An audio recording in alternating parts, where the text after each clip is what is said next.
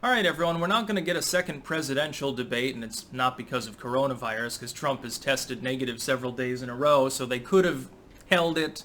It would have been fine. They could have had it in an outdoor venue or done some last-minute stuff, but they wanted to protect Joe Biden, specifically because of the Hunter Biden email releases you're seeing right now. That's definitely what's happening, by the way. But you will have a competing town hall, and this is actually a sort of like an Old West shootout duel sort of thing, because we're going to get to see the different treatment of the candidates, number one, and number two, the differential ratings. Now, on TV, Biden will be watched by more people. He'll be on ABC, Trump will be on NBC. But as far as online, Trump will carry it 2 or 3 to 1, probably, and outperform.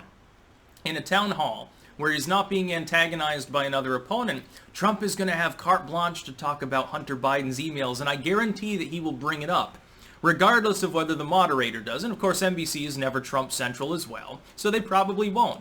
The moderator there will probably be, oh no, Mr. Trump, that's not the question. Let's bring this back around to a better topic. Let's bring this back around to how Orange Man bad or something. Meanwhile, Biden, as usual, he'll be lucky if he can get through his stutterfest in the ABC News special here without making some major gaffe. They won't ask him, by the way, about his son's emails. Or he'll just deflect and say, well, it's completely false. Rudy Giuliani's full of shit. He'll pretend to get angry. Then he'll invoke Beau Biden, his deserving son, the war veteran.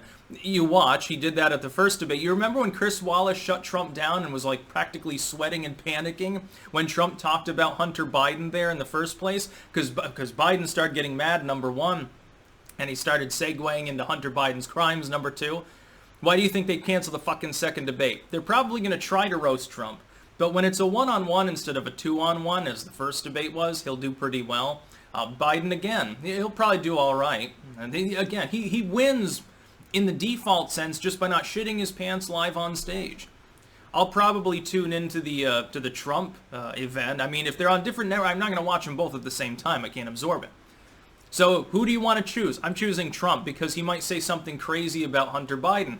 Biden himself, meanwhile, will just be boring. He'll repeat the same lies he's already told. He'll give the same lukewarm milquetoast platform and the non-answers that he's already given. Well, New Green Deal. Oh, well, I support it, but I don't support it.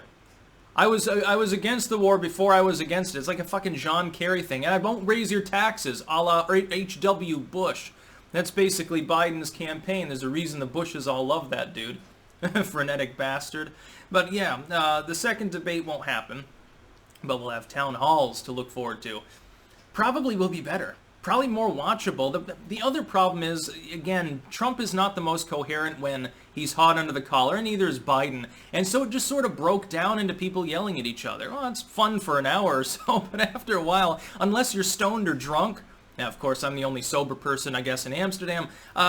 It's just not as fun. But having a one-on-one situation where they can be asked questions and hopefully be compelled to flesh out their platforms, because one of the biggest bitches even about Trump that I have is his platform's pretty sparse. Hey, I built the wall. I saved you tax money. Hunter Biden. I want a little bit more than that, basically. And Biden's given me nothing. So I'd like to see their competing proposals. They'll probably talk a little bit about foreign policy, but expect them to linger on COVID, taxes, domestic policy, jobs, probably, the pseudo-recession that the world is in right now, and things of that nature. Hopefully it'll be better than the first debate. That's about all. Peace out.